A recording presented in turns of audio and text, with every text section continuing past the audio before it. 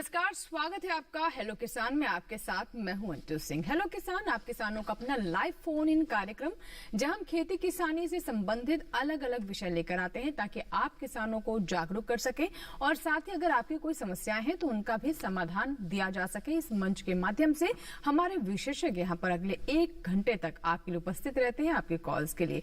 तो आज का विषय क्या है जिस पर आज हम आपके कॉल्स लेंगे और चर्चा करेंगे? पहला विषय है भिंडी की खेती से जुड़ा हुआ, यानी भिंडी की खेती किस तरह से करें, और दूसरा विषय है अनानास की खेती। इन दोनों विषय से जुड़े हुए कोई भी आपके सवाल है, कोई आशंका है, कोई समस्या है तो आप हमें स्टूडियो में कॉल कर सकते हैं। 2 टोल फ्री नंबर नोट कर लें, 1800113060, दूसरा नंबर है 1800113061। टोल फ्री यानी इन पर आपका कोई शुल्क नहीं लगेगा, तो बस फोन उठाएं, हमारा नंबर लगाएं और आज के विषय से जुड़े जो भी आपके सवाल हैं उनका जवाब जाने हमारे विशेषज्ञ से। तो 2 विशेषज्ञ हमारे साथ स्टूडियो में मौजूद रहेंगे अगले 1 घंटे तक। उनसे आपकी मुलाकात करवा देते हैं। हमारे साथ डॉक्टर R.K. यादव जी हैं। बहुत बहुत स्वागत है डॉक्टर यादव आपका कार्यक्रम में। आप प्रधान वैज्ञानिक हैं शासकीय विज्ञान संभाग IARI पूसा नई दिल्ली में।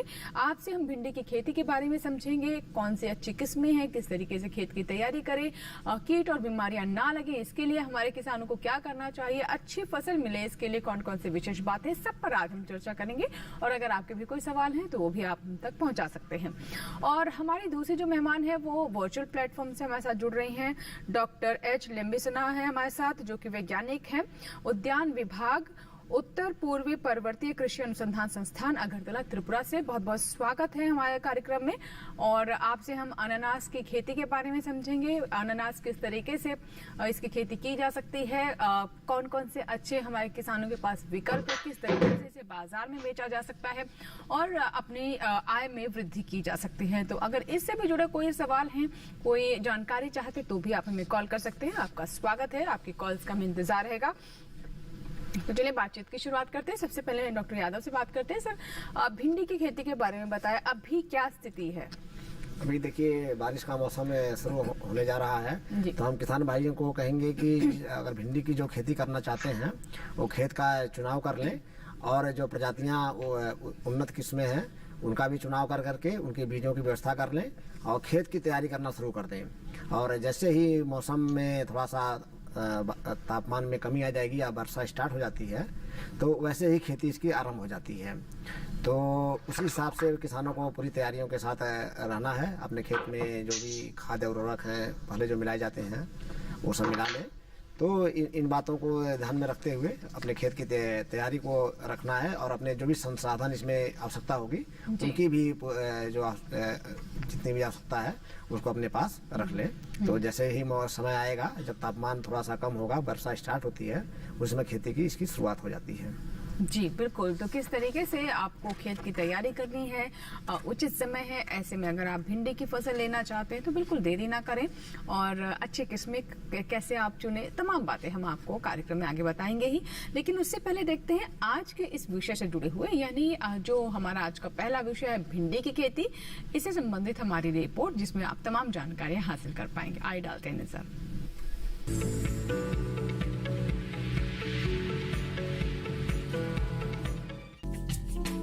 भिंडी की बुआई करने से पहले खेतों को जोत कर तैयार करें। खरपतवार को साफ कर लें। बुआई करते समय कतार से कतार की दूरी 30 सेंटीमीटर और पौध से पौध की दूरी 13 से 15 सेंटीमीटर रखें। 1 हेक्टेयर में भिंडी की बुआई के लिए 18 से 22 किलो बीज काफी रहते हैं। भिंडी की बुआई के लिए अपने इलाके के हिसाब से किस्मों का चयन कर लें। पूसा मखमली, पूसा सावनी, लाल भिंडी और IHR 31 भिंडी की कुछ किस्में हैं। अगर बात सिंचाई की करें तो बुआई के तुरंत बाद फसल में पहली सिंचाई करें और फिर दूसरी और तीसरी सिंचाई 3 से 4 दिन के अंतराल पर करें। फसल की अच्छी बढ़वार के लिए खेतों में समय समय पर निराई गुड़ाई करते रहें। वहीं जिन किसानों ने इस समय भिंडी की फसल लगा रखी है वो फसल की देखरेख करें। इस समय भिंडी की फसल पुष्पन और फली विकास अवस्था में होती है। इस समय 10 से 12 दिनों के अंतराल पर सिंचाई करें। भिंडी की फसल में मोज़ैक और लीफ कर्ल रोग लग सकते हैं। मोज़ैक में पत्तियों पर छोटे छोटे पीले रंग के चितकबरे धब्बे बनते हैं। पत्तियों की शिराओं का रंग पीला पड़ जाता है। लीफ कर्ल में पत्तियों का हरा हिस्सा छिछले गड्ढों का रूप ले लेता है। इसके नियंत्रण के लिए कृषि विशेषज्ञों की सलाह से दवाओं का इस्तेमाल कर सकते हैं।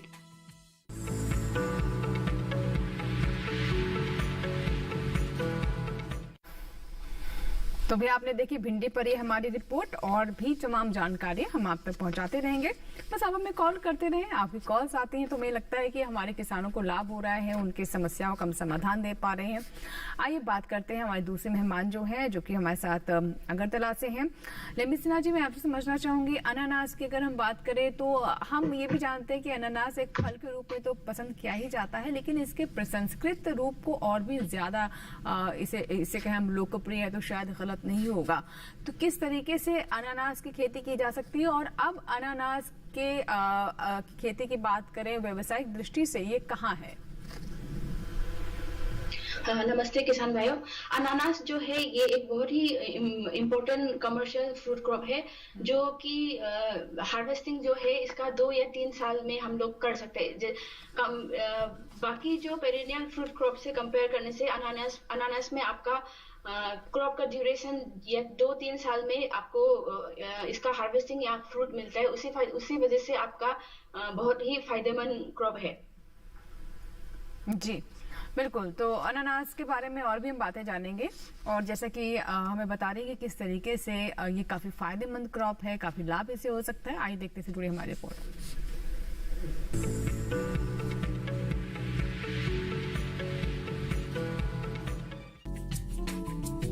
अनानास एक तरह का फल है जिसकी खेती किसान व्यवसायिक फसल के रूप में कर सकते हैं। हमारे देश में अनानास की खेती मुख्य रूप से केरल, आंध्र प्रदेश, त्रिपुरा, पश्चिम बंगाल, असम और मिजोरम में की जाती है। मध्य प्रदेश, बिहार और उत्तर प्रदेश के किसान भी अनानास की खेती करने लगे हैं। अनानास की खेती के लिए नम जलवायु की जरूरत होती है। इसकी खेती के लिए 100 से 150 सेंटीमीटर बारिश की जरूरत होती है। अनानास में ज्यादा गर्मी और पाला सहने की क्षमता नहीं होती। इसके लिए 22 से 32 डिग्री सेल्सियस तापमान सही रहता है। दिन रात के तापमान में कम से कम 4 डिग्री का अंतर होना चाहिए। मैदानी हिस्सों में अनानास की खेती से पहले मिट्टी और खेत को अच्छे से जोत लें। पहाड़ी इलाकों में अनानास की सीढ़ीदार खेती की जाती है। खेती के लिए पौधे से पौधे की दूरी कुल 25 सेंटीमीटर और कतार की दूरी 60 सेंटीमीटर रखें। इनको 10 सेंटीमीटर की गहराई में रोपें। पौधों को 1 सप्ताह छाया में सुखाएं और पत्तियों को अलग कर दें। जमीन में पौधा सीधा लगाएं और उसके कालिका वाले हिस्से में मिट्टी न भरें। अनानास को कटाई के लिए पर्याप्त रूप से विकसित होने में लगभग 18 से 24 महीने लगते हैं। किसान अगर सही समय और सही तरीके से अनानास की खेती करें तो अच्छा मुनाफा ले सकते हैं।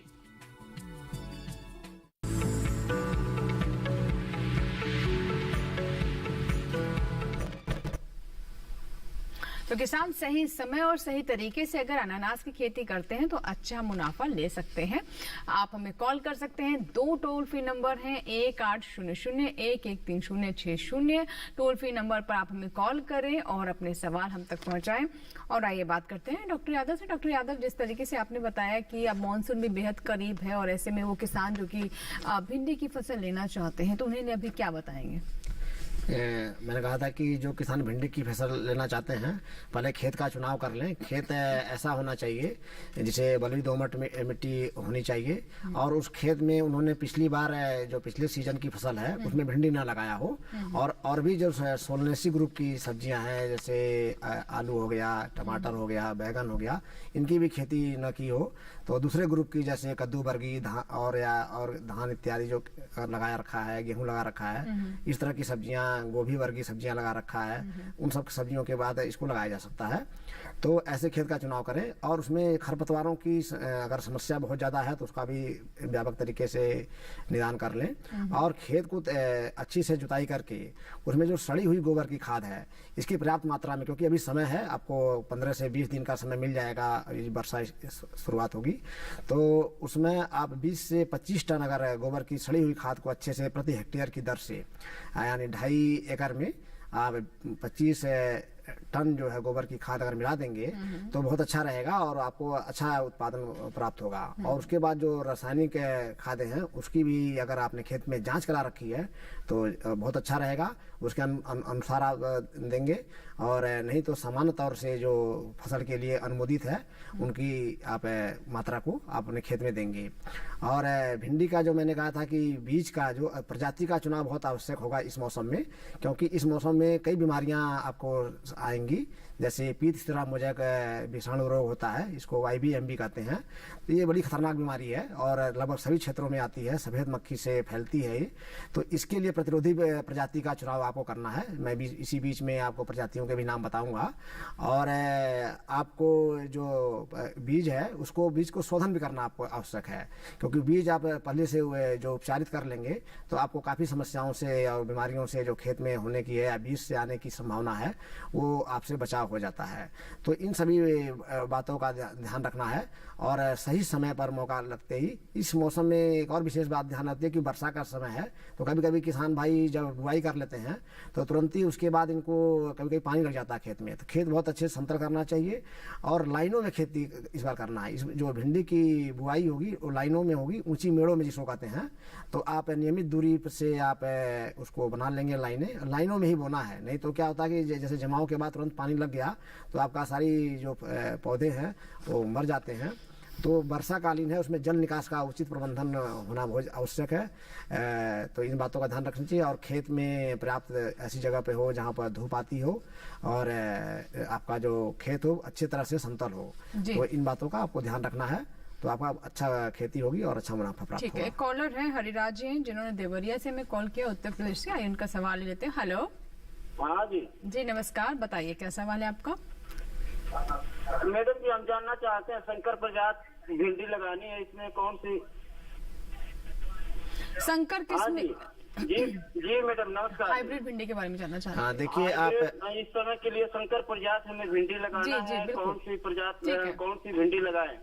हाँ आप देखिए, संकर प्रजातियों में बहुत सी प्रजातियां हमारे देश में विकसित की गई हैं। कभी पब्लिक सेक्टर में भी, प्राइवेट सेक्टर की प्रजातियां भी हैं। तो दोनों सेक्टर से कहीं से भी आप प्राप्त कर सकते हैं। जैसे पूसा से हम लोगों ने एक पूसा भिंडी 5 और सामान्य प्रजाति है, देसी प्रजाति है, ये पीत सिरा मोजैक वायरस के रेसिस्टेंट है, तो इसको आप लगा सकते हैं। लेकिन अगर संकर प्रजाति ही लगाना चाहते हैं तो पूसा ओकरा हाइब्रिड 1 करके अभी हमने जस्ट अभी एक प्रजाति विकसित की गई है, तो इसके बीज अभी प्राप्त शुरू हो जाएंगे इस सीजन से।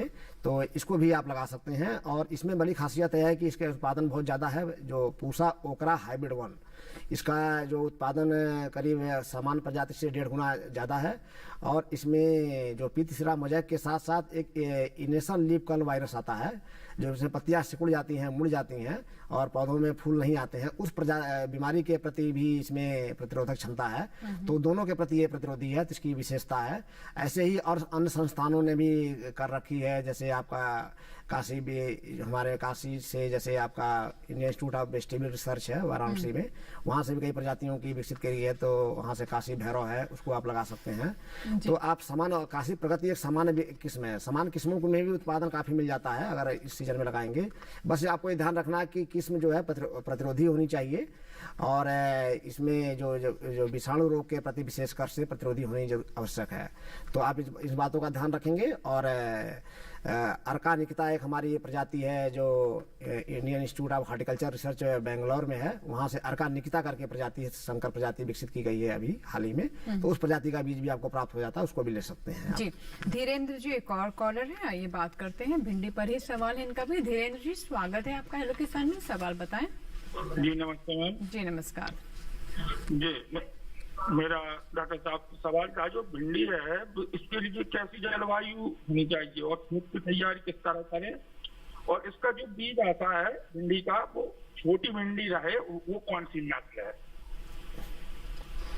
हाँ, जैसे आपने जो अपना प्रश्न पूछा है कि फिर से अगर दोहरा देंगे तो जरा अच्छा रहेगा। 2 प्रश्न आपने पूछ लिए थे। बूटी भिंडी के बारे में जानना चाहते हैं। छोटी भिंडी के बारे में जानना चाहते हैं। एक बार धीरेन्द्र जी फिर से बताइए क्या सवाल है आपका। सवाल ये है, जो भिंडी की खेती के लिए आवश्यक जो होती है, मतलब ठीक है, आवश्यक जलवायु आप जानना चाहते हैं। आवश्यक जलवायु, और जो भिंडी का छोटा रहे बीज, छोटी रहे भिंडी, उसका बीज? हाँ, देखिए आपको मैं हम बता दें कि जैसे अभी हमने जस्ट आपको बताया था कि छोटी भिंडी के रूप में आपको लेना है, तो पूसा ओकरा हाइब्रिड 1 जो हमने बताया, ये छोटी है और पास पास फलती है। इसकी जो आप कहते हैं इसको नोट्स हैं पास पास होते हैं, भिंडियाँ पास पास लगती हैं, तो आपको गांठे पास पास हैं इसकी। तो ये इसकी खासियत है, तुड़ाई करने में आसानी है इसको, क्योंकि इसकी बढ़वार बहुत ज़्यादा नहीं होती है। बहुत सी भिंडियाँ हैं बहुत ज़्यादा बढ़ जाती हैं, तो किसानों को उसमें घुस करके तोड़ने में दिक्कत का सामना करना पड़ता है। तो जो हमने हाइब्रिड निकाला है, इसकी खासियत है कि पास पास फलेगा, तो आपको इसमें मिल जाएगा। और जलवायु की जो बात कर रहे हैं आप, जैसे मौसम में नमी आ जाएगी, क्योंकि भिंडी करीब 30 डिग्री के आसपास जब तापमान आ जाएगा, जैसे बारिश शुरू हो जाती है, तभी हमें इस तरह का मानते हैं कि भिंडी के लिए उपयुक्त मौसम आ गया है। और जैसे गर्मी का मौसम है कि अभी तापमान तो 40 से ऊपर बहुत जगह है, तो आप इसको अब क्योंकि अभी जो बारिश हुई है टेम्परेरी है, फिर से गर्मी आ जाएगी, तो जब एक बार से मानसून आ जाने की संभावना रह जाती है, तो उस समय खेती आप शुरू करिएगा। तो जब वर्षाकालीन भिंडी की खेती मानसून आने के बाद ही करिए आप, तो आपको, क्योंकि नहीं तो आपको जमाव के बाद तमाम दिक्कतों का सामना पड़ेगा, क्योंकि तापमान अगर ज़्यादा रहेगा तो भिंडी की बढ़वार अच्छी नहीं होगी और छोटे पौधे पे ही फूल आ जाएंगे, तो आपको ज़्यादा मुनाफा नहीं मिल पाएगा। तो उसको क्योंकि बढ़वार एक होना चाहिए और 35 से 40 दिन के बाद ही फूल उसमें आना चाहिए, जब अच्छी से बढ़वार पौधों की हो जाए। तो आप थोड़ा सा वेट करिए, 15 जून के आसपास से आप मौसम मेरे हिसाब से भिंडी की खेती के लिए पर्याप्त हो जाएगा, और आप जहाँ से हैं उस क्षेत्र में 15 जून के आसपास में आप भिंडी की बुआई कर सकते हैं। जी ठीक है, इसी के साथ ही हमारे लिए वक्त हो गया एक छोटी सी ब्रेक का। कहीं मिल जाएगा ब्रेक के बाद इन दोनों ही विषयों पर हम बात करते रहेंगे, यानी भिंडी की खेती और साथ ही अनानास की खेती पर कैसे हमारे किसान कौन कौन सी खास बातों का ध्यान रख के अच्छी फसल ले सकते हैं, लाभ कमा सकते हैं, जानेंगे छोटे से ब्रेक के बाद।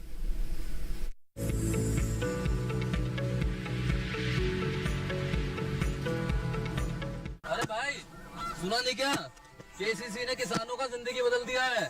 देश के छोटे किसान 1,60,000 रुपये तक का कर्ज बिना किसी गारंटी को ले पाएंगे। ब्याज खोरों से भी पीछा छुटा। मैं तो जैविक खेती का पूरा सामान मंगा लिया, केसीसी का भी कोई दबाव नहीं है। ब्याज चुकाने के लिए पूरा 1 साल मिलता है। समय पर भुगतान करने पर केवल 4% के सालाना ब्याज पे लोन मिल गया मुझे। अपना आधार कार्ड, लेटेस्ट फोटो और जमीन के कागजात लेके अप्लाई करो बस। और नामांकन भरने के लिए जेब भी ढीली नहीं करनी पड़ी।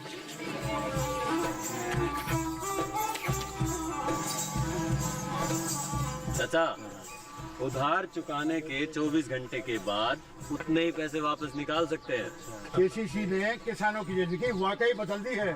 तो आप भी किसान क्रेडिट कार्ड अपनाएं और सहजता से ऋण पाएं।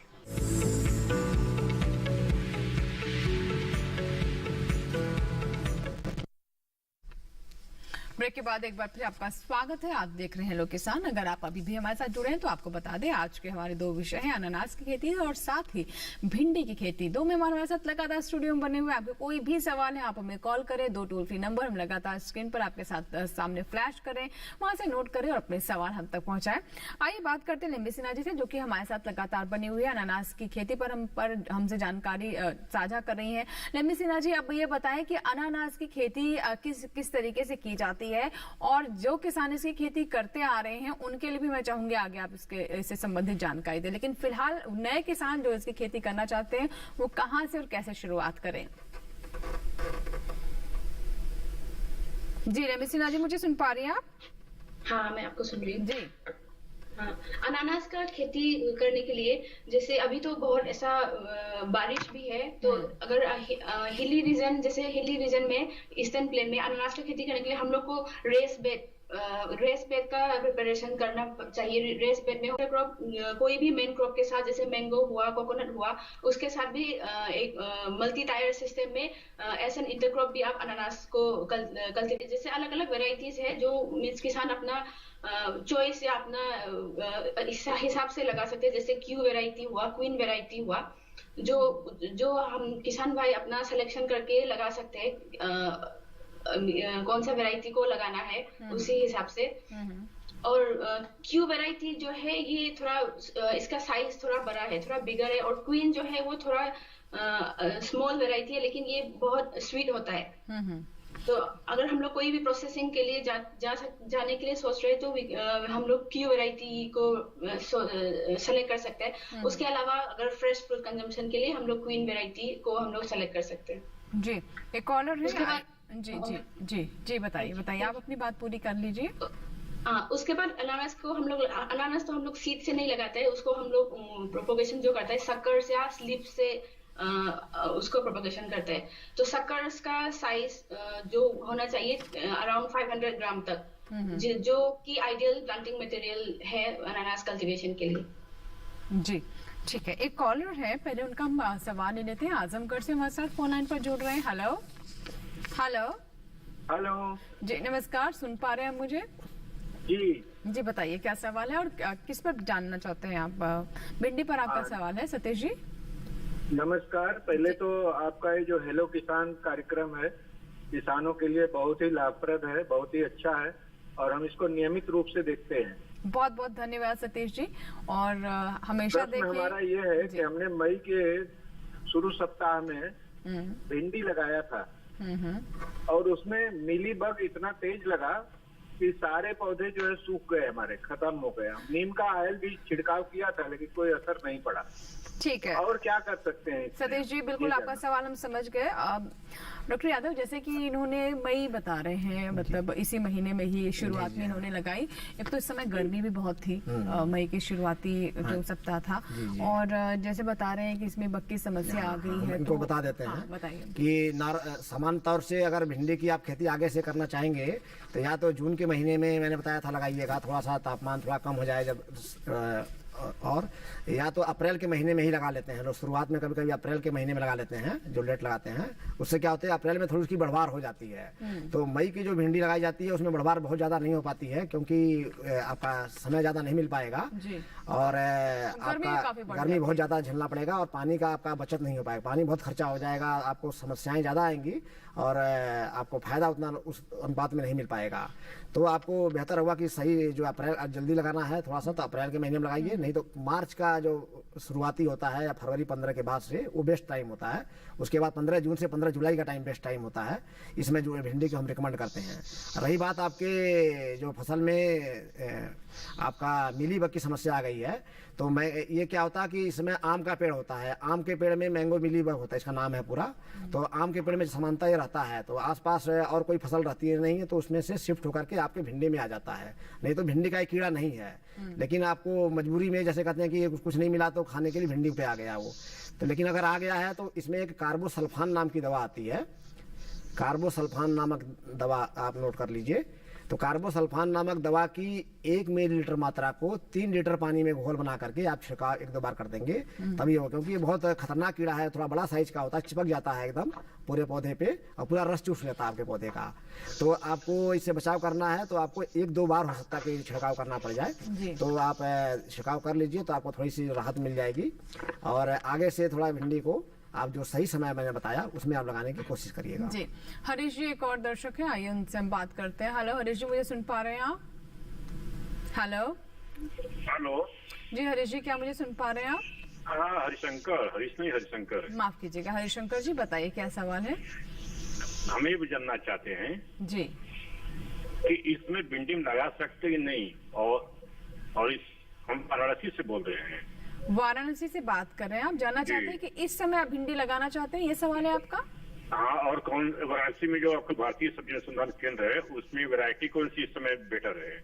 ठीक है, वाराणसी से बात कर रहे हैं। और इस समय डॉक्टर यादव जैसे आपने बताया था कि ये समय अभी उपयुक्त नहीं है भिंडी लगाने के लिए, जून तक आप बता रहे थे। हरिशंकर जी, मैं आपको बता दूं कि आप मई का करीब आधा महीना बीत गया है, तो आप 10-15 दिन और इंतजार करके 15 जून के आसपास थोड़ा सा संभावना, क्योंकि कुछ देर में मानसून कुछ क्षेत्र में आ जाता है तो तापमान थोड़ा सा कम हो जाता है।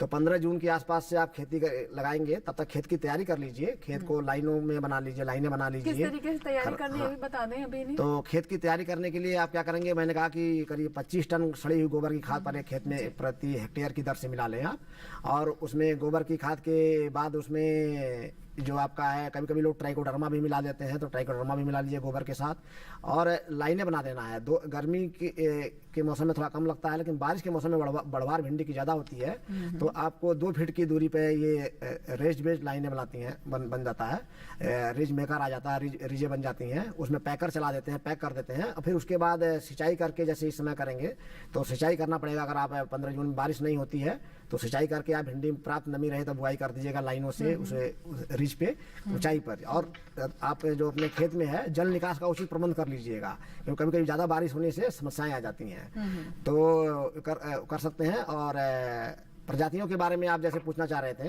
तो काशी प्रगति, अगर आप वहाँ की प्रजाति लगाना चाहते हैं, जो हमारा Indian institute of vegetable research है वाराणसी में, तो वहाँ की काशी प्रगति प्रजाति अच्छी है, उसको आप लगा सकते हैं। ऐसे ही पूसा संस्थान की एक प्रजाति है, हमने उस क्षेत्र में भी उसको टेस्ट करके देखा, कई किसानों ने और कई कंपनियों ने। तो राष्ट्रीय बीज निगम जो हमारा है नेशनल लेवल पे, राष्ट्रीय बीज निगम से पूसा भिंडी 5 का बीज आपको बड़े मिल जाएगा, उसको भी आप अपने क्षेत्र में ट्राई करके देखिए, तो क्योंकि ये भिंडी काफ़ी पॉपुलर हो रही है, पूरे देश में लगभग लगाई जा रही है। तो पूसा भिंडी 5 जो हमारी दिल्ली की जो है पूसा संस्थान की वैरायटी है, इसको भी आप लेकर के लगा सकते हैं, और काशी की काशी प्रगति को आप लगा सकते हैं। ठीक है, देवीलाल जी एक दर्शक हैं, आइए बात करते हैं उनसे। हेलो देवीलाल जी, मुझे सुन पा रहे हैं आप? जी मैडम, सुन पा रहा हूँ जी, नमस्कार, स्वागत है आपका हेलो के सामने, बताइए क्या सवाल है? जी मैडम नमस्ते जी, हनुमानगढ़ राजस्थान से बात कर रहे हैं आप, सवाल बताएं। मैडम, जो हमारे यहाँ वातावरण है वो IB कैटेगरी का वातावरण है, और मैं आपसे ये पूछना चाह रहा हूँ कि हमारे यहाँ पे अनानास की खेती की जा सकती है? ठीक है, हम बात करते हैं। लेम्बी सिन्हा जी हमारे साथ लगातार बनी हुई। लेम्बी सिन्हा जी, क्या इनके क्षेत्र में अनानास की खेती हो सकती है? ये राजस्थान के हनुमानगढ़ से हैं, क्या वहाँ के जलवायु या फिर वहाँ की जो मिट्टी है वो अनानास के अनुसार है, या कोई ऐसी वैरायटी जो वहाँ पर अपनाई जा सकती हो? अनानास की खेती के लिए थोड़ा जो मिट्टी को थोड़ा स्लाइटली एसिडिक होना है, जैसे उसका सॉइल पीएच जो है ना 5 to 6, और टेम्परेचर जो है वो पहले आपने दिखा चुका है ऑलरेडी 15 से 32 डिग्री तक होना चाहिए। बहुत अगर ज्यादा हाई टेम्परेचर है तो अनानास के लिए वो फायदेमंद नहीं है। तो और एक रेनफॉल का रिक्वायरमेंट भी है अनानास में, जो कि 100 से 150 सेंटीमीटर तक होना चाहिए साल में, जहाँ पे हम लोग अनानास कल्टीवेशन करते हैं। इसलिए आप जैसे मैक्सिमम अनानास पाइनएप्पल जो है जैसे ईस्टर्न साइड में ना, जैसे वेस्ट बंगाल हुआ, Bihar, north eastern side, Kerala, इस तरफ में ग्रो होता है। जी, तो मतलब आप क्या बताना चाहेंगे, इनके क्षेत्र के अनुसार ये सही डिसीजन नहीं होगा, फैसला नहीं होगा? ये क्लाइमेटिक रिक्वायरमेंट तो नहीं होगा, अगर नहीं, बिल्कुल, क्योंकि गर्मियाँ भी काफी ज्यादा पड़ती हैं यहाँ पर। हाँ, और अगर लेकिन मिस्टिंग वगैरह जो दूसरा कल्टीवेशन मिस्टिंग वगैरह करके अगर कोई किसान करना चाहते तो वो कर सकेगा, बट क्लाइमेट का रिक्वायरमेंट तो नहीं होगा अनानास का। जी बिल्कुल, तो थोड़ी सी निराशा जरूर होगी आपको देवीलाल जी, लेकिन आपके क्षेत्र के अनुसार अनानास की खेती संभव नहीं है, जैसा हमें लेम्बी सिन्हा जी बता रही हैं कि जो क्लाइमेटिक कंडीशन होनी चाहिए, जो मिट्टी की रिक्वायरमेंट है वो यहाँ फुलफिल नहीं होती है, तो आप दूसरी फसलों का चुनाव कर सकते हैं। डॉक्टर यादव, अब आपसे मैं जानना चाहूँगी बीज शोधन किस तरीके से करें? जैसे आपने बताया कि खेत को कैसे तैयार करना, ये तो हम जान चुके हैं, लेकिन जो बीज चुनाव करते हैं जिनका हमारे किसान, उसको किस तरीके से शोधित करें ताकि आगे किसी तरह की समस्या ना आए? जी देखिए, बीज आप अच्छी प्रजाति का प्राप्त कर लिए तो आपकी समस्या खत्म नहीं होती है, क्योंकि आप जब खेत में जब बीज जाएगा तो उसके तमाम समस्याओं का सामना करना पड़ता है। जमीन में पहले से कुछ बीमारियां या कीटाणु कीड़े इत्यादि होते हैं जो बीज को अटैक करते हैं, तो इसीलिए हम बीज को जो शोधित करना, जिसको बीज उपचार बोलते हैं, बहुत आवश्यक है। तो सामान्यतः के बहुत से किस्मों का बीज आपको उपचारित मिलता है, लेकिन फिर भी आप कोशिश करें कि जैसे भिंडी का जब बुआई करने जाते हैं किसान, तो हम उनको कहते हैं कि आप 8 से 10 घंटा भिंडी के बीज को पानी में भिगा लीजिए, और पानी से भिगाने के बाद उसको निकाल करके जो आपका जूट का बोरा होता है उसमें रख लीजिए, या किसी कॉटन या जिसे सूती कपड़ा होता है उसके अंदर लपेट के थोड़ी देर रख देंगे, 8-10 घंटे पुनः, तो उसमें फुटाव आ जाता है, इसमें अंकुरण जिसको कहते हैं। जैसे चने में आप देखते हैं, मूंग में हल्का सा फुटाव आ जाता है, उस तरह का भिंडी में फुटाव आ जाएगा। तो इस फुटाव के बाद उसमें बीज उपचारित कर दीजिए। उसमें आप एक थीरम नाम की दवा होती है, तो 3 ग्राम दवा करीब 1 किलोग्राम बीज की दर से मिलाते हैं। तो आप 10 किलो बीज अगर लगा रहे हैं तो 30 ग्राम दवा लगेगी, ज़्यादा दवा नहीं लगती है, बहुत सस्ती दवा है। इसके अलावा अगर ये दवा नहीं मिलती है किसान भाइयों को तो मैं उनको दूसरी दवा बताता हूँ कि एक कार्बेंडाजिम होती है, उसकी 2 ग्राम मात्रा और या मैंकोजेब दोनों को मिला करके बराबर 3 ग्राम कर लीजिए, 1.5 ग्राम कर सकते हैं एक। और इसको भी आप बीज को उपचारित कर सकते हैं। तो बीज में सिंपली आपको जब बीज आपका अंकुरित हल्का सा हुआ उसी समय लगाने से पहले उसमें इस बीज को प्रति किलोग्राम बीज के दर से 3 ग्राम दवा आपको मिला करके अपने खेत में लगा देना है। और एक बात और कहते हैं किसान भाइयों को कि जब आप लाइनों में बुआई कर रहे हैं तो बुआई से पहले आप कीड़ों से कभी कभी कीड़े शुरू से ही फसल में लग जाते हैं और काटने लगते हैं, नुकसान कर जाते हैं। तो इसके लिए फ्यूराडान एक दवा आती है, तो 3 किलोग्राम फ्यूराडान प्रति हेक्टेयर की दर से थोड़ी सी मात्रा में लाइनों में हल्का सा गिराते चले जाएंगे, तो इसका प्रभाव काफ़ी दिन तक रहता है। और शुरुआती दौर में जो कीड़े होते हैं हमारे खेत में वो हमारी फसल को नुकसान नहीं पहुंचा पाते हैं। जी। तो हमारी फसल अच्छे से ग्रो हो जाती है। ठीक है, एक कॉलर और हैं जिन्होंने हमें हिसार से कॉल किया है, किशन कुमार जी हैं, आइए बात करते हैं। हेलो जी, नमस्कार, स्वागत है। हेलो किशन। हाँ नमस्कार जी। जी किशन जी बताइए क्या सवाल है? आप भिंडी का प्रोग्राम चल रहा है, गुलाबी भिंडी का बीज कहाँ से मिले? जी गुलाबी भिंडी के आप दिखाओ, एक दिन प्रोग्राम कहाँ मिले? गुलाब की भिंडी?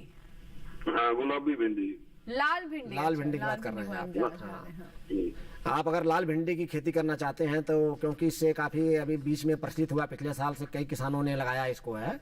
और काशी लालिमा करके एक प्रजाति विकसित की गई है, कुछ प्राइवेट कंपनियों ने भी इसमें विकसित किया है।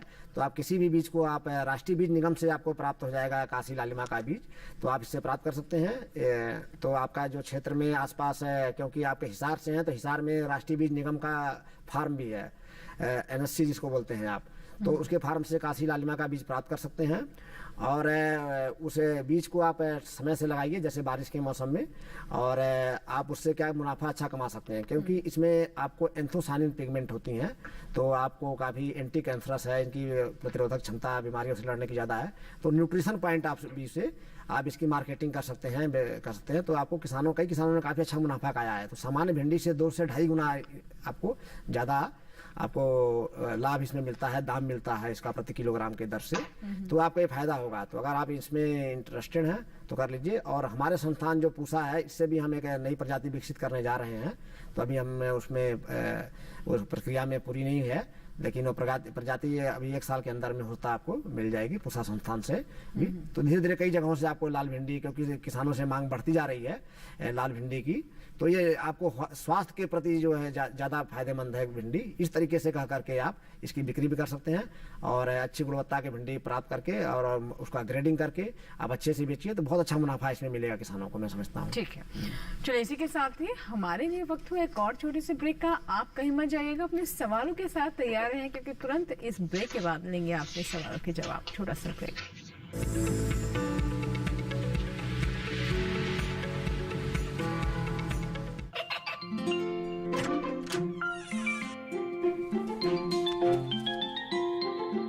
ये क्या हो रहा है?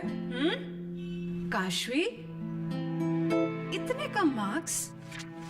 काशू बेटा पढ़ा करो, पढ़ोगी नहीं तो आगे कैसे बढ़ोगी? मम्मा मैं भी तो आपसे यही कहना चाहती हूँ, पढ़ा करो। आप पढ़ोगे नहीं तो आगे कैसे बढ़ोगे? मतलब? वो देखो, सिर्फ बैक पर छपा ऑर्गेनिक नहीं, ऑर्गेनिक का निशान पहचानिए। BGS ऑर्गेनिक का ये लोग उन किसानों की पहचान है जो आज भी परंपरागत विधि से रसायन मुक्त खेती कर आपके लिए शुद्ध फसल उपजा रहे हैं। अब समझे मम्मा, अगर मैं प्योर ऑर्गेनिक फूड नहीं खाऊंगी तो अच्छे मार्क्स कहाँ से लाऊंगी? अच्छा बच्चों, जैविक खेती की इस मुहिम को आगे बढ़ाइए, शुद्ध ऑर्गेनिक अपनाइए।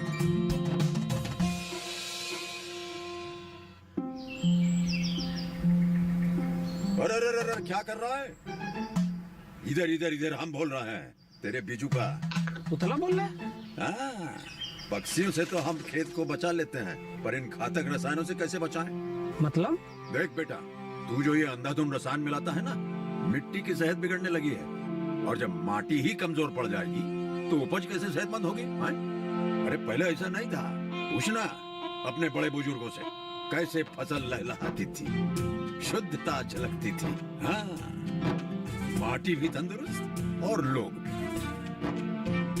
अरे अब पहली वाली बात कहाँ, पर अब तो सब यही डाले हैं। सब नहीं, आज भी लाखों जागरूक किसान परंपरागत विधि से फसल उगा रहे हैं। खर्चा कम और उपज की कीमत भी बेहतर पा रहे हैं। ठीक है भाई, मैं भी आज से जैविक खेती शुरू करूंगा।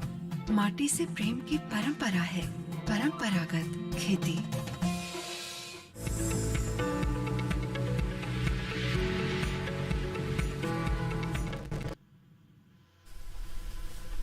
ब्रेक के बाद एक बार फिर आपका स्वागत है। आप देख रहे हैं हेलो किसान। आज हम बात कर रहे हैं भिंडी की खेती के बारे में और साथ ही अनानास के बारे में। आपके कोई सवाल है तो आप हमें कॉल कर सकते हैं। 2 टोल फ्री नंबर है 1800-113-3060 और दूसरे नंबर में बस अंत में 61 आपको लगाना है। तो दोनों नंबर आपके लिए लगातार यहाँ पर उपलब्ध है। आप कॉल करें, अपने सवाल हम तक पहुँचाएं। और अब बात करते हैं लेमिसना जी से, जो कि हमारे साथ लगातार बनी हुई अनानास की खेती पर वो हमें जानकारी दे रही है। लेमिसना जी, आपसे मैं जानना चाहूंगी कि जैसा कि चर्चा में भी आपने बीच में कहा था कि इंटर क्रॉपिंग में काफी पसंद की जाने वाली फसल है, तो किस तरीके से हमारे किसान इसे अपना सकते हैं? जो किसान जो पेरेनियल क्रॉप्स लगाता है, जैसे कोकोनट हुआ और मैंगो हुआ, उसका इंटरक्रॉप में पाइनएप्पल को लगा सकते हैं। क्योंकि पाइनएप्पल को लगाने के लिए आपका स्पेसिंग जो है, जैसे plant to plant 30 centimetre means double row या सिंगल रो स्पेसिंग में लगाता है। तो जो क्रॉप के पेरेनियल क्रॉप के बीच में जो स्पेस है, उसको हम लोग उसको यूज करके किसानों के लिए एक इनकम कमाने में हेल्प कर सकते हैं। जी, एक कॉलर हैं अनिल बालाघाट से हैं जिन्होंने कॉल किया है। आइए उनका हम सवाल ले लेते हैं। पहले अनिल जी बताइए, क्या सवाल है आपका? हेलो, मेरा ये सवाल था। हेलो जी अनिल जी, सवाल बताएं अपना। मैम, मेरा ये सवाल था कि मुझे बालाघाट में लाल भिंडी के बीज कहाँ से प्राप्त हो गए और ये हो पाएगी? ठीक है, लाल भिंडी के बारे में हम देख रहे हैं काफी सवाल आ रहे हैं जी। काफी हमारे किसान इसमें अनिल जी, जैसे आप बालाघाट में हैं तो हमने बताया कि जो राष्ट्रीय बीज निगम है वो एक प्रजाति है काशी लालिमा। यो आपके मध्य प्रदेश में कुछ किसानों ने पिछले साल भी लगाया था इसको, और इन्होंने भोपाल के आसपास में काफ़ी क्षेत्र में लगाया गया था इस भिंडी को, और काफ़ी चर्चा में रहा भिंडी, और काफ़ी अच्छा उत्पादन हुआ और अच्छा फायदा हुआ, मुनाफा कई गुना हुआ किसानों को। तो आप काशी लालिमा को राष्ट्रीय बीज निगम के किसी भी क्षेत्र से, क्योंकि इसके पूरे देश में आउटलेट होते हैं, तो आप किसी उससे प्राप्त कर सकते हैं, या दिल्ली से आप सीधे उनको कांटेक्ट करके आप प्राप्त कर सकते हैं। या जो प्रजाति हमारी ये विकसित की गई है Indian institute of vegetable research, भारतीय सब्जी अनुसंधान संस्थान जो वाराणसी में है, वहाँ भी आप नेट से या किसी तरीके से जानकारी लेकर के उनके नंबर मिल जाएंगे आपको, और अब वहाँ से भी आप इस भिंडी के बीज को प्राप्त कर सकते हैं। तो आपको मिल जाएगा आपका भिंडी। आप थोड़ा सा प्रयास करिए, समय अभी है तो आपको भिंडी प्राप्त कर सकते हैं। अच्छा सर, ये बताएं कि हम देख रहे हैं लाल भिंडी को लेकर काफी किसानों के सवाल भी आ रहे हैं, काफी इसको लेकर उत्साहित भी हैं। क्या वजह है इसके पीछे? देखिए, इसकी वजह ये है कि उपभोक्ता आजकल हमारा बहुत जागरूक हो गया है। बिल्कुल। और स्वास्थ्य के प्रति बहुत जागरूक हुआ है, विशेषकर से वो किससे के क्या न्यूट्रिशन की बात करता है। कभी हम लोग पहले न्यूट्रिशन की बात नहीं करते थे, हमारे देश में पहले उत्पादन की समस्या थी। लेकिन आपको जानकारी दे दूं कि भिंडी में हमारा देश विश्व का करीब 73% भिंडी का उत्पादन भारतवर्ष में होता है। तो हम विश्व के सबसे बड़े उत्पादक हैं, और हमारे देश में बहुत इसकी खपत भी है। बच्चे से लेकर के बूढ़े तक सभी को भिंडी पसंद है जी। और विशेषकर से जब से स्वास्थ्य की समस्याएं लोगों को आने लगी हैं, तो उसमें क्या कि जो लाल रंग इसमें आप देख रहे हैं भिंडी का, ये एंथोसाइनिन पिगमेंट है। ये एक पिगमेंट क्या होती है, एंटी कैंसरस, मतलब कैंसर की बीमारियों में इसको रोकने की क्षमता है। इसमें आपके शरीर को मजबूत करती है, बीमारियों से लड़ने की क्षमता बढ़ाती है। तो इन चीज़ों का इसमें विशेषकर से फायदा है। और स्वाद में भी आपको बहुत ज़्यादा अंतर नहीं लगेगा, कि जैसे हमारी सामान्य भिंडी, हरे रंग की भिंडी आप खाते हैं, उसी तरीके का स्वाद है। तो आपको एडिशनल फायदा जो आपको मिल रहा है कि आपको एंटी कैंसर प्रॉपर्टी जिसको इसकी भिंडी की, वो आपको प्राप्त हो रही है। तो आपको पोषण जो सुरक्षा है के साथ साथ जो न्यूट्रिएंट सुरक्षा हमारी जो कह रहे हैं, न्यूट्रिशनल की बात करते हैं, क्योंकि हम खाना तो पर्याप्त मात्रा में पा रहे हैं, लेकिन कुपोषण की समस्या हमारे देश में बढ़ती जा रही है। तो उन चीज़ों में इस तरह की चीज़ों का धीरे धीरे समावेश हो रहा है। तो आप भिंडियों की नहीं, और सब्जियों में भी आप देखेंगे कि धीरे धीरे कलर जो है रंगीन सब्जियों की धीरे धीरे महत्ता बढ़ती जा रही है। और किसान जब इसको बाजार में लेके जाता है तो उपभोक्ता तुरंत ही जागरूक है और उसको बहुत जल्दी ज्यादा दाम देने के लिए तैयार हो जाता है। बिल्कुल, तो इसीलिए किसान हमारा आगे बढ़ करके इस क्षेत्र में आ रहा है और इस भिंडी की तरफ काफी इसको देश में, पूरे देश में फैलती जा रही है। बिल्कुल, और कहा भी जाता है कि आपकी जो थाली है सुबह से लेकर रात तक उसमें अलग अलग रंग होने चाहिए। अगर आप पोषण सुरक्षा की बात करें तो कहा भी जाता है कि और जो सब्जियां भी हैं वो विभिन्न रंगों की होती हैं, उसी के अनुसार ही उनका पोषण भी होता है। नंद स्वरूप मिश्रा जी हैं बाराबंकी उत्तर प्रदेश से। आइए इनका हम कॉल लेते हैं। जी नंद स्वरूप जी बताइए क्या सवाल है आपका। हेलो नंद स्वरूप जी, मुझे सुन पा रहे हैं? हेलो हेलो नंद स्वरूप जी, मुझे सुन पा रहे हैं? आवाज आ पा रही है अब तक मेरी? नंद स्वरूप मिश्रा जी, आप मुझे सुन पा रहे हैं क्या? शायद हमारा संपर्क, एक और कॉलर है, दूसरे कॉलर है, उनसे बात करते हैं। बल्लू जी हमारे साथ फोन लाइन पर।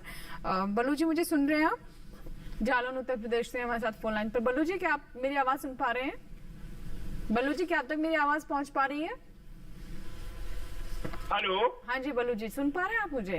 हाँ, बताइए, सवाल बताएं।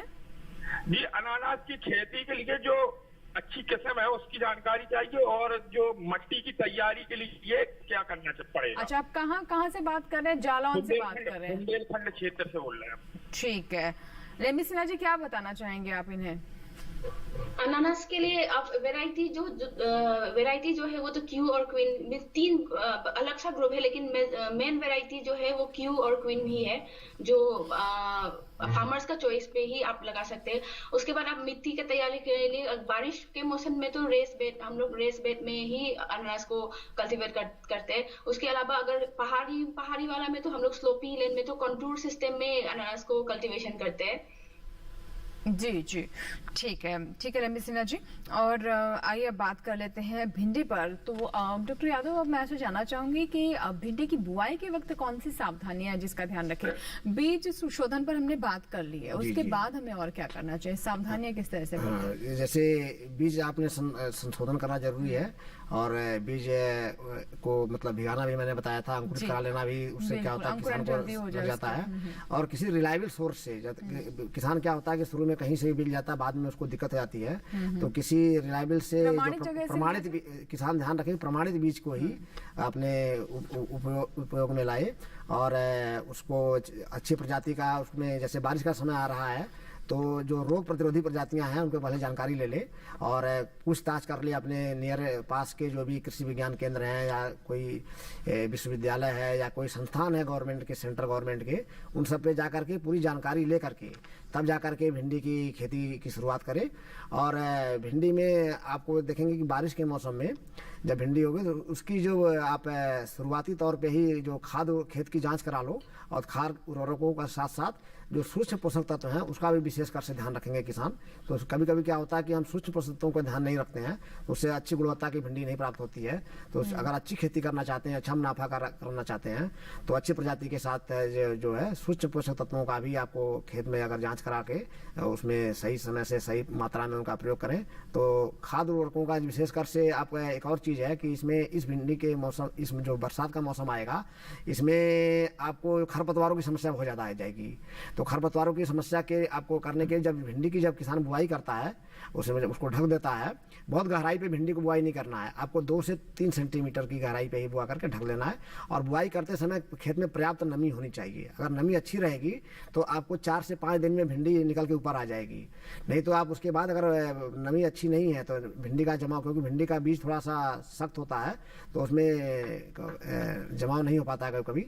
तो आपके खेत में नमी अच्छी होनी चाहिए, तो नमी पर्याप्त मात्रा में रखिए और जमाव के बाद ही उसमें पानी का प्रयोग करिए, सिंचाई जिसको कहते हैं। और अगर आप नालियों में कर रखे हैं तो नालियों में आपको ये फायदा होगा कि आपको पूरे खेत को डुबाना नहीं है, ऊपर तक भर दीजिए तो पानी बाकी रिस्क के उसमें चला जाता है, आवश्यकता पड़ती है। तो देवेंद्र सिंह एक दर्शक और एक विशेषकर से मैं जो बता रहा था आपको बात कि खरपतवार नियंत्रण के लिए आपको विशेष क्या करना है, जैसे बुआई आप कर लें उसके बाद एक स्टाम्प दवा होती है, इसको पेंडिमिथिलिन कहते हैं, इसकी 3 लीटर मात्रा को 500 से 600 लीटर पानी में घोल बनाकर पूरे खेत में आपको जमीन पे का फुब्बारे से आपको अच्छे से छिड़काव कर देना है, जिससे कि लेयर जैसी बन जाएगी।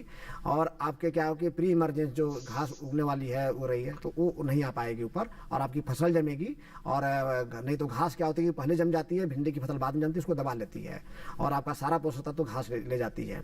तो आपको इस दवा का जो खरपतवार नाशी है इसका जरूर प्रयोग करना है आपको। तो 1 महीने तक आपको खरपतवार आने की संभावना नहीं रहती है। देवेंद्र सिंह एक दर्शक हैं जिन्होंने भरतपुर राजस्थान से हमें कॉल किया है। आइए बात करते हैं उनसे। देवेंद्र जी बताइए क्या सवाल है आपका। देवेंद्र जी मुझे सुन पा रहे हैं आप? हेलो देवेंद्र जी, क्या आप तक मेरी आवाज पहुंच पा रही है?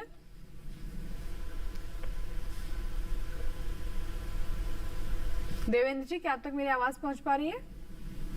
चलिए, शायद हमारी आवाज नहीं पहुंच पा रही है।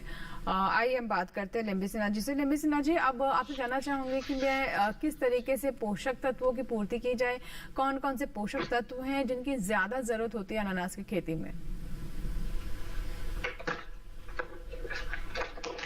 जी लिम्बी सिन्हा जी, मुझे सुन पा रही हैं आप? हाँ, यस, मैं आपको सुन रही हूँ। जी, न्यूट्रिएंट्स की बात कर लेते हैं। हाँ, अनानास में हम लोग नॉर्मल जो फर्टिलाइजर है वही हम लोग अप्लाई करते हैं। जो हम नॉर्थ ईस्टर्न रीजन के लिए, जैसे साल में हम लोग जब 600 केजी नाइट्रोजन, 400 केजी फॉस्फोरस और 600 केजी ये पोटाशियम को हम लोग रिकमेंड करते हैं with 20 to 30 tons of FYM 1 hectare के लिए अंडर ये planting system, dense planting system है। जैसे प्लांटिंग सिस्टम में भी जैसे 1 हेक्टेयर में 45,000 plants per hectare, 60,000 plants per hectare ऐसा रिकमेंड करते हैं। जो फर्टिलाइजर 2 से हम लोग उसको 3 या 4 स्प्लिट में हम लोग अप्लाई करते हैं, मीन्स मानसून के बाद, जून जुलाई के बाद, जब प्लांटिंग होने के बाद टिल क्रॉपिंग खत्म होने तक। जी बिल्कुल। चलिए, इसी के साथ ही हमारे लिए वक्त हो गया एक और छोटी सी ब्रेक का। कहीं मत जाएगा, बने रहे हेलो किसान के साथ। छोटा सा ब्रेक।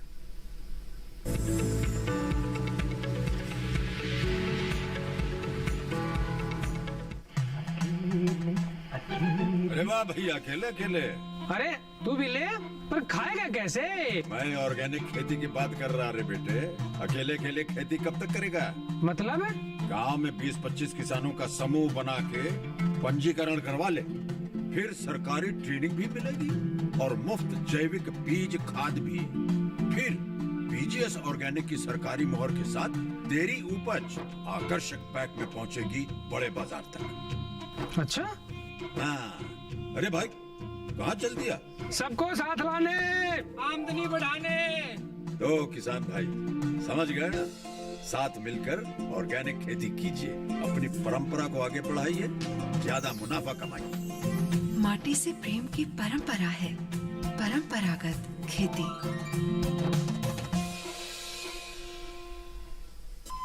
अरे सुन तो। मुझे क्या सुनाना चाहते हो? जो सुनाओ मेरे सौतन को। किसको? अरे वही तुम्हारा मोबाइल फोन जिससे सुबह शाम दिन रात चिपके रहते थे और कहते थे किसान कॉल सेंटर से बातें हो रही हैं।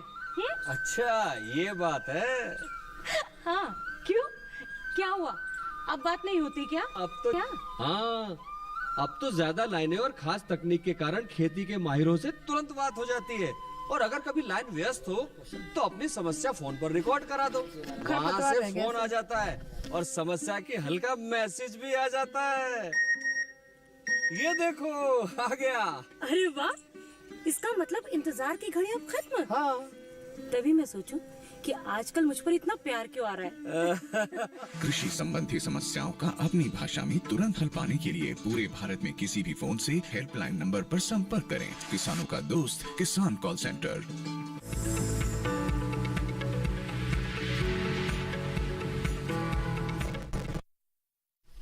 ब्रेक के बाद एक बार फिर आपका स्वागत है। आप देख रहे हैं हेलो किसान। आज हम बात कर रहे हैं भिंडी की खेती और साथ ही अनानास पर भी। आपके कोई सवाल है तो आप हमारे टोल फ्री नंबर्स पर कॉल कर सकते हैं। नंबर हम लगातार टेलीविजन स्क्रीन पर फ्लैश कर रहे हैं, क्योंकि अब समय काफी कम बचा है, तो आप जरूर हमें कॉल करें। अगर अभी तक आपने हमें नहीं कॉल किया, अपने सवाल हम तक नहीं पहुंचा, तो अभी भी थोड़ा समय बाकी है, जरूर कॉल करें। आइए बात करते हैं डॉक्टर यादव से। डॉक्टर यादव, आप ये बताएं कि भिंडी में बीमारियां किस किस तरीके की आने की आशंका रहती है? हम देखते हैं कि शुरुआती दौर में कई बार भिंडी के जो पत्ते हैं वो देखते हैं कि वो मुड़ जाते हैं, सिकुड़ जाते हैं, तो ये क्या क्या होता है? मतलब देखिए, जो बारिश का मौसम है इसमें ज़्यादातर बीमारियां आती हैं, क्योंकि इसमें जो मौसम जैसे तापमान कम रहता है और मौसम में नमी ज़्यादा रहती है, तो कीट इत्यादि का भी बढ़वार ज़्यादा होती है। तो इसमें से विशेषकर से शुरुआती दौर में आप देखेंगे कि जब भिंडी जैसे ही जमती है 8-10 दिन की हो जाएगी, तो पत्ते उस किसानों को कभी कभी ऊपर मुड़े हुए दिखते हैं। तो अगर उसके नीचे देखेंगे तो कुछ हरे रंग के कीट उसमें चल रहे होते हैं, छोटे से होते हैं। इसको बोलते हैं जैसिड या लीफ हॉपर। तो आप ये डायगोनल मूवमेंट होता है, सीधा नहीं चलता कि टेढ़ा चलता है। तो अगर इस तरह की समस्या आती है तो आप किसान भाइयों उसमें क्या करेंगे कि आप एक एसिटामाइप्रिड दवा होती है, उसकी 1 ग्राम मात्रा 3 लीटर पानी में घोल बना करके छिड़काव कर दीजिएगा, तो आप इससे उसका निदान हो जाएगा। इसी प्रकार से जैसे भिंडी की फसल और आगे आ जाएगी तो 15 से 20 दिन के बाद आपको पत्ते के नीचे सफ़ेद सफ़ेद छोटे छोटे कीट दिखाई देंगे। सुबह सुबह जब धूप नहीं निकलती है उससे पहले ही आपको देखना होगा तो दिखाई देंगे। धूप आने में वो भाग जाते हैं, हट जाते हैं, पत्तों से छिप जाते हैं इधर उधर। तो ये इसको बोलते हैं सफ़ेद मक्खी। ये क्या कहती है, यही मक्खी जो है आपका जो कई बीमारियां हैं जैसे पीतसिरा मोजैक वायरस है, जिसको YBMB yellow Ben mosaic virus कहते हैं अंग्रेजी में, उसका वाहक है। इसी तरीके से लीफ कर्ल जो आएगा, पत्तियां सिकुड़ जाएंगी, बीमारी एक आएगी जो उसमें इनेशन लीफ कर्ल वायरस के थ्रू फैलता है, उसके द्वारा भी ये बीमारी फैलती है। तो ये वाहक का काम करता है। तो इस वाहक को भी आप करना है, तो इस वाहक को रोकथाम के लिए हमें क्या करना है कि इसमें इमिडाक्लोपिड जो दवा होती है इसकी 1 मिलीलीटर मात्रा को करीब 3 लीटर पानी में घोल बना करके आपको छिड़काव कर देना है। तो इसी तरीके से जो दो दवाएं बताएं, इसमें से बारी बारी से करेंगे तो दोनों कीटों के लिए काफ़ी ये लाभदायक हैं और आपका कीट नियंत्रण हो जाएगा। फूल सिंह एक दर्शक जिन्होंने हमें हरियाणा से कॉल किया है, करनाल से हमारे साथ फोन लाइन पर है। फूल सिंह जी बताइए क्या सवाल है आपका? मेरा सवाल ये है कि जो बीज है ये कहाँ से मिलेगा? कौन सा बीज, किसका बीज जानना चाहते हैं? अनानास की खेती के बारे में जानना चाहते हैं? अनानास की खेती के बारे में जानना चाहते हैं, बीज या पौधा। अच्छा ठीक है, लेम्बी सिन्हा जी क्या बताना चाहेंगे आप? हमारे दर्शक हैं ये करनाल से, हरियाणा से। अनानास हम लोग को बीज से नहीं लगाते हैं। अनानास के लिए हम लोग अलग सा प्लांटिंग मटेरियल है जो मैं बोल रही हूँ सक्कर्स या स्लिप। जो कमर्शियल प्लांटिंग मटेरियल जो है वो तो सक्कर्स ही है, जो मींस प्लांट के साइड में जो निकलता है वो उसी को ही हम लोग सक्कर्स बोलते हैं। तो सक्कर्स से ही हम लोग लगाते हैं। सक्कर्स आप कहीं पे भी नर्सरी या ऑर्गेनाइजेशन, इवन हॉर्टिकल्चर या एग्रीकल्चर डिपार्टमेंट से भी मिल जाएंगे। ठीक है, ठीक है लेम्बी सिन्हा जी, बहुत बहुत शुक्रिया, आपने समय निकाला और अनानास की खेती पर इतनी महत्वपूर्ण जानकारी दी, हमारे दर्शकों के सवालों के जवाब भी दिए। बहुत बहुत धन्यवाद आपका। और डॉक्टर यादव, आप अंत में कुछ बातें बताना चाहेंगे जो आपको लगता है कि आज अभी जिनसे जुड़े हुए सवाल नहीं आ पाए हमारे दर्शकों के? जैसे किसान भाइयों को हम कभी कहते हैं कि जैसे भिंडी की खेती जब कर रहे हैं तो कुछ दवाओं पे ही ना जाएं।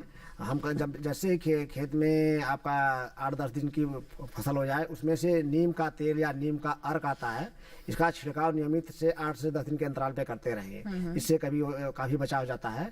इसी प्रकार से हम खेत के चारों ओर एक बॉर्डर क्रॉप बोलते हैं कि 4-5 लाइनें अगर आपने अपने खेत के चारों तरफ पहले से ही करीब 1-1.5 महीने पहले जैसे मक्का की 4 लाइनें या बाजरे की 4 लाइनें आपने लगा रखी, तो बाहर से कीटों से रुकावट हो जाती है। इसको भी ध्यान में रखना है। इसी तरीके से आप फल छेदक और तना छेदक के कीट आता है जो फलों में छेद कर देता है, जिससे हमारे फल जो है जो बिक्री योग नहीं रह जाते हैं। तो ये बहुत समस्या बड़ी है। और इसके लिए आप फेरोमोन ट्रैप आता है, तो आप भिंडी का बताएंगे, इसको इरविट ल्योर बोलते हैं। ये अलग तरह का आपको नर कीटों को आकर्षित कर करके जो आपको फल छेदक या तना छेदक के कीट है उसको उसके अंदर आप आकर्षित कर लेगा, मर जाएंगे। इससे जो कीट है उसका प्रजनन रुक जाता है और आपकी फसल काफ़ी सुरक्षा हो जाती है। और इससे प्रभावित जितने भी फल हैं, कभी कभी किसान भाई क्या करते हैं कि अच्छे फलों को बेच देते हैं, बाकी फलों को ही फेंक देते हैं। तो उसमें से कीट के अंडे और जो लार्वा होता है रहता है, फिर से निकल करके फिर से खेत में नुकसान पहुँचाना शुरू करता है। तो ऐसे फलों को या कोई बीमारी से ग्रस्त पौधे हैं उसको जैसे ही मिल जाए, दिख जाए, वैसे ही उखाड़ करके जो वायरस वाले पौधे होते हैं उसको खेत के किनारे गड्ढा बना करके उसमें मिट्टी में दबा देना होता है। उसको बाहर नहीं फेंकना होता, नहीं तो उसमें से फिर से हमारी फसल में इस तरीके से कीट या बीमारियां फिर से उसमें फैलना शुरू हो जाती हैं। तो इन बातों का आप ध्यान रखेंगे। और भिंडी की तुड़ाई बहुत सही समय में करना होता है। तुड़ाई आपको समय पर कर लेंगे, और कभी कभी तुड़ाई के समय बहुत से फल छूट जाते हैं तो किसान भाई उसको छोड़ देते हैं, तो ऐसा नहीं करना है। उन फलों को भी तोड़ के आप बिक्री के लायक नहीं है तो उनको हटा दीजिए। उससे क्या होगा कि जो पुनः जो हमारी ये बढ़वार है और नए फूल या नए फल आते हैं उस पर प्रभाव पड़ता है, और क्योंकि पोषक तत्वों को लेता है उसमें बीज बनना शुरू हो जाता है। तो ऐसे फलों को निकाल करके हटा दीजिए और अच्छी गुणवत्ता के ग्रेडिंग करके आप बिक्री करिए, तो आपको अच्छा दाम प्राप्त होगा। बहुत बहुत शुक्रिया डॉक्टर यादव, आप स्टूडियो में आए और भिंडी की फसल पर आपने इतनी महत्वपूर्ण जानकारी साझा की। बहुत बहुत शुक्रिया। नमस्कार। और इसी के साथ ही आज के हमारे हेलो किसान में फिलहाल इतना ही, लेकिन अगला हमारा विषय क्या है डालते हैं उस पर नजर। कल का हमारा विषय है फलदार पेड़ों की नर्सरी तैयार करने की वैज्ञानिक विधि, और साथ ही हम बात करेंगे बायोगैस स्लरी के से फसल की पैदावार। 2 विषय रहेंगे हमारे। अगर आपके कोई सवाल है तो आप अपने सवाल हमें ईमेल के माध्यम से भी पहुंचा सकते हैं hellokisan2015@gmail.com, और साथ ही आप चाहे तो फेसबुक से भी हमें संपर्क करें। फेसबुक पर जाएं, सर्च में हेलो किसान टाइप करें, हमारा पेज खुल जाएगा। आप फेसबुक पर अपने सवाल हम तक पहुंचा सकते हैं। और इससे भी आसान तरीका बता देते हैं आपको, हमारा हेलो किसान कॉल सेंटर नंबर 1800113060 सोमवार से शनिवार सुबह 6 बजे से रात 10 बजे के दरमियान आप इस नंबर पर कॉल करें और अपने सवाल रिकॉर्ड करवाएं, जिन्हें हम विशेषज्ञों के सामने रखेंगे और उनका लेंगे जवाब। तो चलते चलते आपको भी बता दें कि अब आप हेलो किसान हमारे YouTube चैनल पर भी देख सकते हैं। इस QR कोड को स्कैन कीजिए और डीडी किसान के YouTube चैनल से जुड़े। इसी के साथ ही यहाँ लेंगे आपसे विदा। उम्मीद करते हैं कि आज के कार्यक्रम में अनानास और भिंडी की खेती से संबंधित जो जानकारी हमने आप किसानों तक पहुंचाई हैं, जरूर आप उससे लाभान्वित होंगे। नमस्कार।